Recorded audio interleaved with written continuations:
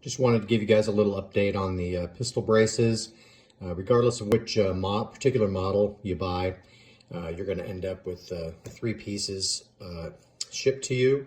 We're including a 3D printed lever that has the proper shape to it now, so you don't have to worry about that. I do recommend going over to some place like JSE Surplus and picking up their hardware kit. They go in and out of stock, but they usually have them around, pretty easy to pick up. And then when you go to assemble it, this new piece that we're adding in is going to allow you to support the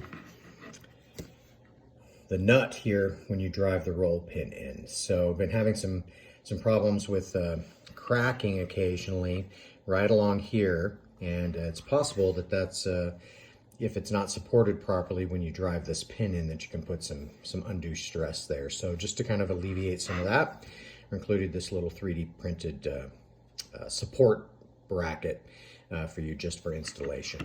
And then you won't need it anymore, but I would hold on to it. I put a hole in the bottom or a slot in the bottom so you can actually use it to take them apart as well. So there you go, a little update for you. Thank you.